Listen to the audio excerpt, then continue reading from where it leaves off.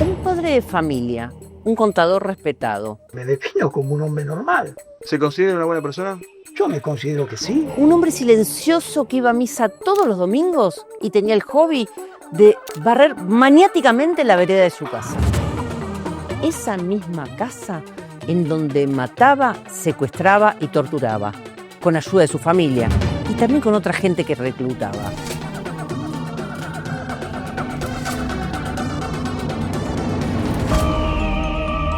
Durante años su familia fue la fachada de una pesadilla doméstica. Una pantalla que en realidad ocultaba el horror como forma de vida. La personalidad de mi padre era una persona autoritaria, impenetrable. ¿Usted sabe cuál es una personalidad con características de psicópata? No tengo ninguna de esas condiciones. No tiene ninguna de esas condiciones.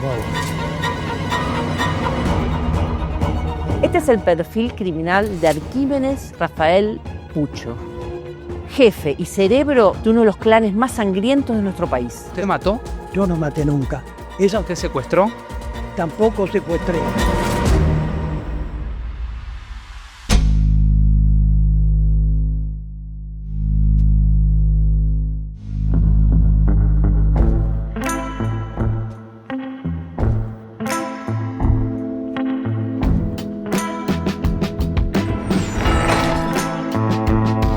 Robos reiterados calificados, homicidio calificado y violaciones reiteradas. Ojos, avisores, mirada asesina.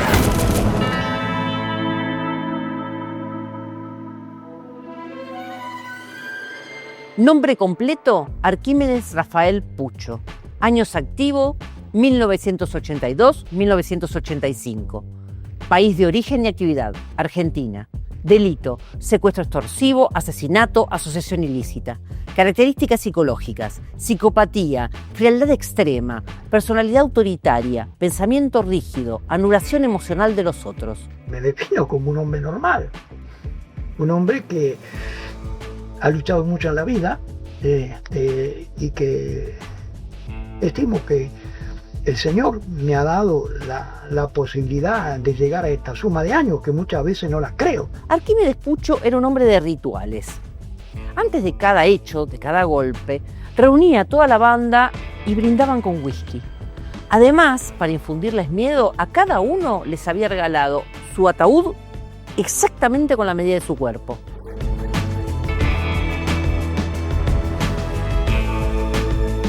Hay cosas muy teatrales en el caso Pucho. Entre ellas, el escenario. Una casa en San Isidro, en la calle Martín y Omar 544. En esa casa dormían, charlaban, comían, pero en ese mismo lugar, a pocos metros, las víctimas lloraban y suplicaban piedad. ¿Y acá no tenés? Pucho no robaba para vivir y no era impulsivo como Robledo Puch, el primer caso que te contamos en Perfiles Criminales y que te recomiendo correr a ver. ¿Se considera una buena persona? Yo me considero que sí, por supuesto. Soy un hombre que soy un luchador. Me han confundido, están equivocados. Yo no soy un delincuente, yo soy un combatiente. Entonces un combatiente tiene principios, tiene ideales, tiene norte, tiene objetivos. Gracias a la lucha que hemos encarado nosotros, hoy tenemos un gobierno constitucional. Arquímedes Pucho era un personaje en el estricto sentido del término. Un tipo religioso, refinado y muy nacionalista. Los secuestros también tenían mucho de puesta en escena. A Arquímedes se le ocurrió una cosa verdaderamente perversa. Poner fardos de heno y un ventilador para que las víctimas sintieran como un olorcito a campo y se confundieran del lugar donde estaban.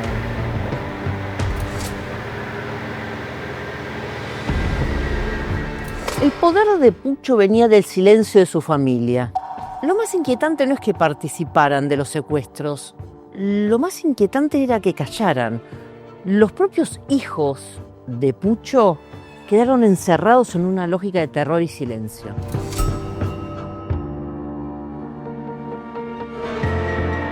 ¿Quién era Arquímedes Pucho? ¿Un psicópata? ¿Un perverso? ¿Un patriarca deformado? Tal vez era todo eso, en una misma persona. ¿Usted sabe cuál es una personalidad con características de psicópata? No tengo ninguna de esas condiciones. No tiene ninguna de esas condiciones. Por favor. Arquímedes Pucho nació el 14 de septiembre de 1929 en el barrio de Barracas, en la ciudad de Buenos Aires. Arquímedes siempre fue un hombre serio, reservado. Para él era importante el orden, la religión y la familia. Estudió sin problemas en la UBA la carrera de contador público. Años después, ya preso, se recibió de abogado y se doctoró en ciencias de la economía. Mirá, en una mesa del buffet de la Facultad de Derecho de la UBA. Hola, Arquímedes. ¿Qué tal? ¿Podemos conversar con usted? ¿Cómo no? Mucho gusto. Aquí estamos en la Facultad de Derecho. Yo pensaba recién rodeado de jóvenes que posiblemente ni sepan quién es usted, ¿no? Con seguridad que no. Soy el mayor de todos, yo estoy en la gloria acá con un montón de juventud. Dicen que hablaba muy bien inglés. Era un tipo culto, refinado. Esa preparación, ese nivel intelectual, le permitió siempre tener vínculos con el poder. Soy un hombre medianamente inteligente, he leído mucho, aprendí mucho. Trabajó en Cancillería, donde Perón lo condecoró como el diplomático más joven.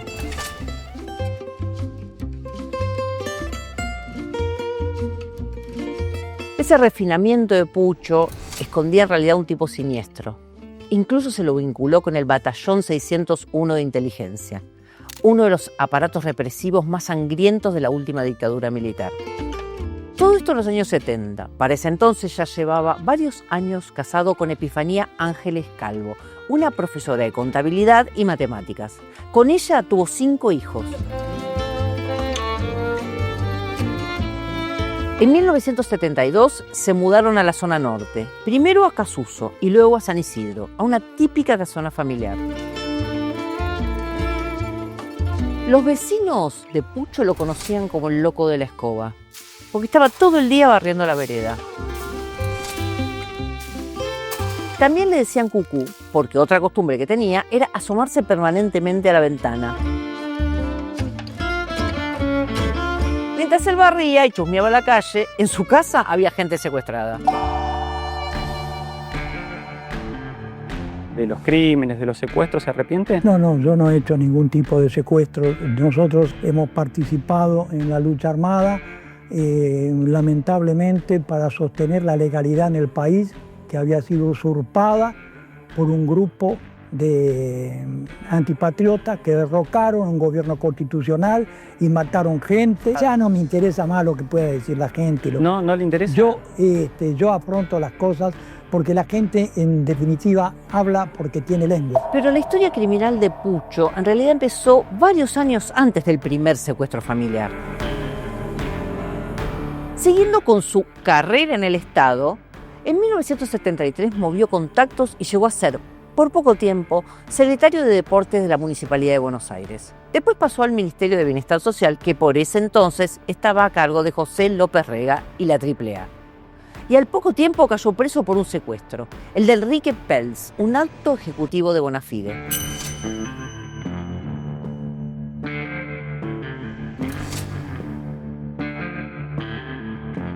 Cuentan que cuando la policía fue a detenerlo, Pucho intentó disparar con un arma que en realidad no tenía balas. Finalmente terminó confesando su participación en el secuestro de Pels, pero se dio como un rol secundario. Sus contactos en el Ministerio de Bienestar Social, que ya dijimos era lópezreguista, le ayudaron a salir rápido. En los años siguientes no está muy claro qué hizo Pucho o si siguió secuestrando gente. En realidad parece que se dedicó a criar a sus hijos y a 2 locales que tenía la familia. Una roticería llamada Los Naranjos y un local de venta de elementos de esquí y surf, que en realidad manejaba su hijo Alejandro, que por entonces ya era un rugbyer muy conocido en San Isidro y formaba parte de los Pumas. A la roticería de los Pucho iban los chicos de las inferiores del CASI, el tradicional club de rugby de San Isidro. Iban durante el tercer tiempo de los partidos de rugby, pero no eran los únicos que iban. Ahí también iban los amigos pesados de Arquímedes. Entre ellos estaba Guillermo Luis Fernández Laborda, un hombre oscuro al que Arquímedes había conocido en la aduana. Una mañana de 1982, Pucho invitó a Fernández Laborda a tomar un café en la Confitería Ideal, en Suipache Corrientes. Ahí le dijo que tenía muchos problemas de plata, pero que se le había ocurrido un negocio. Dijo así: una fábrica sin chimeneas, pero que dejaba mucho dinero.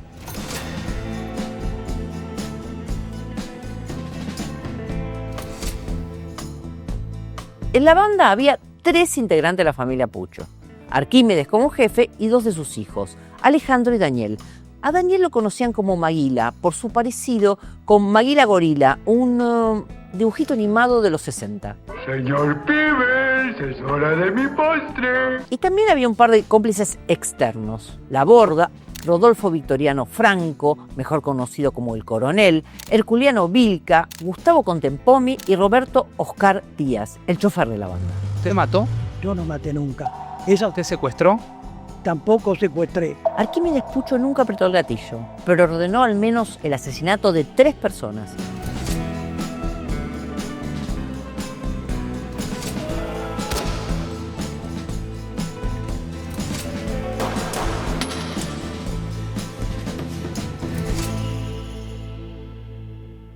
Hablamos de los secuestros del clan Pucho, pero veamos cuáles fueron.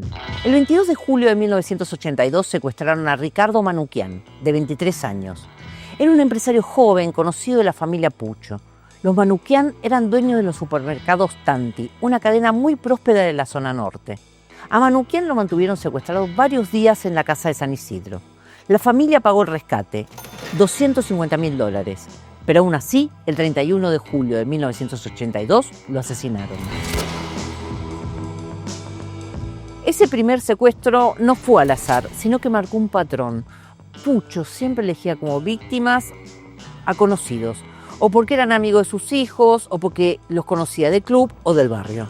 El 5 de mayo de 1983 secuestraron a Eduardo Aulet, de 25 años, ingeniero, otro conocido del entorno de los Pucho.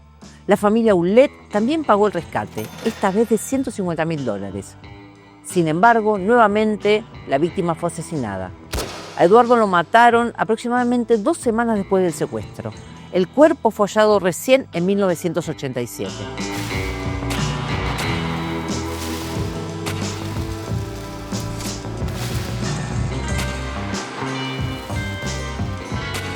El 22 de junio de 1984, el clan intentó secuestrar al empresario textil Emilio Naum, de 55 años.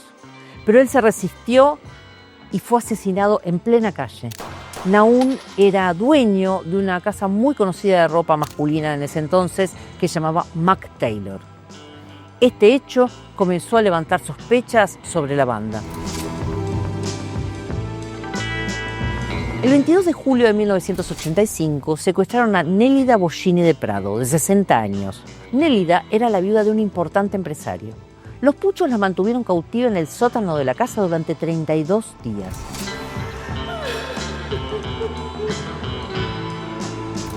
La policía interceptó las comunicaciones mientras la familia negociaba el rescate. Mi mamá, ¿cómo está, señor? Perfectamente bien. Está bien, toma los remedios.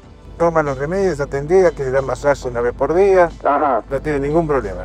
Mañana, sobre las 10 de la mañana. ¿A las 10 de la mañana? Los llamaremos y le vamos a indicar dónde debe retirar el nuevo comunicado. Y así, el 23 de agosto de 1985, la mujer fue liberada cuando allanaron la casa. Ahí desbarataron a toda la banda.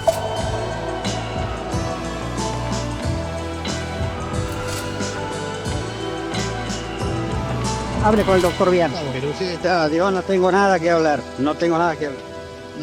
No tengo nada que hablar, fueron las escuetas declaraciones de Arquímedes Pucho. Arquímedes fue detenido junto a 2 de sus hijos y otros cómplices.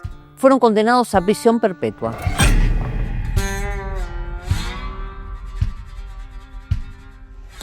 Arquímedes pasó más de 20 años en prisión y en 2007 obtuvo la libertad condicional. Camino con mi frente alta y muestro las cadenas para que las vean, que no significan ningún escarnio para mí, porque aquel que no tiene nada que ocultar lo transpira por sus poros. Murió en 2013, en La Pampa, de la misma manera en la que había vivido, en silencio y sin culpa. ¿Se lleva muchos secretos a la tumba? Es posible. ¿No los va a revelar? No puedo, ¿Por qué? porque están en peligro las vidas de otras personas. En el caso, hay una pregunta que todavía persiste. ¿Las mujeres de la familia sabían o no sabían?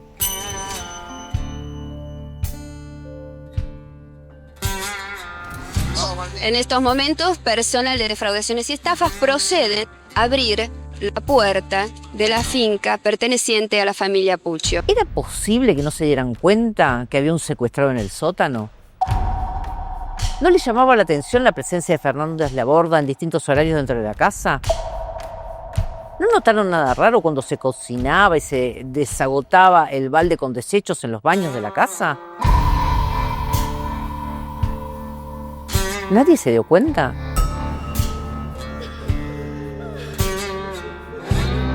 Epifanía, la esposa de Puccio, estuvo 2 años presa en Ezeiza.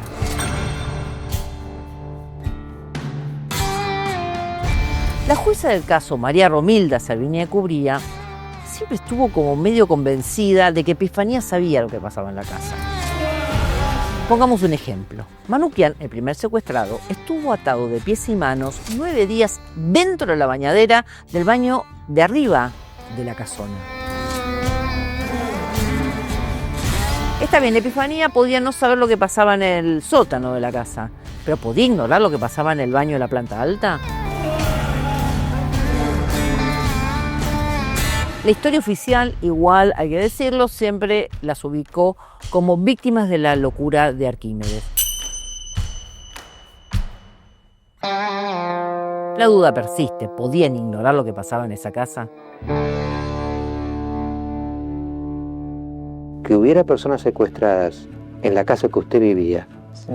y que usted no supiera es algo que cuesta mucho creer eso, Claro, ¿no? cuesta mucho creer si usted no conoce un poco, primeramente, cómo era donde yo vivía, la edificación, que había 2 entradas, una entrada principal y otra entrada por el otro lado, de otra calle. Uno podía estar en el sótano que no se enteraba nadie. Puccio no veía personas, veía medios para llegar a un fin. Dicen que Puccio anotaba en una libreta los nombres de todos sus candidatos, de la gente que pensaba secuestrar, y que a medida que iba cumpliendo con esos secuestros, iba tachando los nombres. La lista tenía 10 nombres. ¿Pero cuál era su motivación? ¿Por qué hacía todo lo que hacía? Según la justicia, Puccio quería ser parte de esa clase acomodada, con la que su familia se codeaba.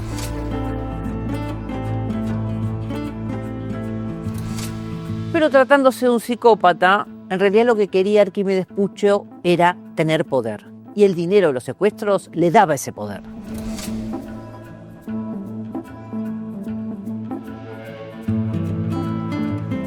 Su característica principal era su capacidad de manipular. Y esa capacidad de manipular se basaba en su total falta de empatía. La historia lo marca a usted como el patriarca de los secuestros. Bueno. Se habla del clan Puccio. Usted todos estos años en la cárcel ha escuchado hablar, me imagino, del clan Puccio. No, en la cárcel a mí se me respetaba tremendamente. ¿Por qué? Porque he sido líder por mi capacidad entre mis compañeros. Y Porque le tenían miedo. No me tenían miedo, porque la capacidad se impone. Más allá de los roles que tuvieron los distintos integrantes de la banda, y sobre todo sus hijos, la relación con Puccio se basaba en el temor.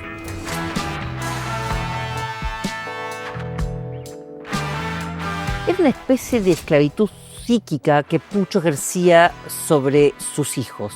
Una relación amo-esclavo. Bueno, una persona, por ejemplo, la persona de mi padre, una persona autoritaria, impenetrable. Su mayor temor, al parecer, no pasaba por ser detenidos y juzgados. Para los chicos Puccio, lo verdaderamente intimidante era el juez que tenían dentro de la casa. La psicopatía no es una enfermedad ni un trastorno. Es una estructura psíquica distinta, en la cual una persona carece de emociones morales, como culpa, angustia o vergüenza. ¿Usted está arrepentido de todo lo que hizo? Yo ya lo he manifestado en la iglesia y el arrepentimiento se hace ante el Señor y una sola vez. ¿Y usted se arrepintió de los secuestros? Yo no me arrepentí de los secuestros, yo me arrepentí de todo lo malo que pude haber hecho en mi vida. Arquímedes podía conversar con sus vecinos mientras barría la vereda, atender la roticería o ir a misa. Todo esto mientras tenía gente secuestrada en su casa. Arquímedes no necesitaba levantar la voz ni imponer miedo físico, sabía persuadir. Controlaba sin amenazas. Su poder tenía una clave, la sumisión. Ya como camino, ¿quién me para a mí? ¿A quién le tengo miedo yo? Más allá de lo que determinó la justicia, lo cierto es que Alejandro y Maguila no fueron solo víctimas de un padre desquiciado, de un psicópata. Ellos tuvieron activa participación en los secuestros atribuidos al clan. Yo soy inocente, se lo voy a decir y lo voy a mirar a los ojos, como cuando él me lo preguntó, yo lo miré a los ojos, o sea, yo no bajé la vista. Con el paso del tiempo, la imagen de Pucho decantó en lo que fue su doble vida. Por un lado, un tipo tranquilo que barría la vereda, iba a misa, culto, y por otro lado, el frío y sangriento jefe de un clan que mataba y torturaba dentro de su propia casa. Durante el juicio, Pucho habló con soltura, sin ninguna culpa. Relativizó o directamente negó los hechos que se le imputaban. Jamás pidió perdón ni pareció registrar el sufrimiento que causó. Usted no se arrepiente de nada. ¿De qué me voy a arrepentir? Y de lo de Bollini de Prado, por ejemplo, ¿no? ¿Pero cómo me voy a arrepentir de Bollini de Prado si es una criminal la tipa? Esa frialdad emocional fue lo que más llamó la atención a testigos, periodistas y peritos que asistieron al juicio oral. Arquímedes Pucho no mataba ni por odio ni por sadismo. Arquímedes Pucho mataba porque le servía. Yo no me considero víctima de nadie. Soy un hombre que ha sufrido nada más y que en la vida ha cometido cosas, ha hecho cosas buenas y ha cometido errores. Bien lo dijo Cristo, aquel que esté libre de pecado, que arroje su primera piedra. Yo no sé si los que me preguntan podrían también tener la autoridad para hacerlo.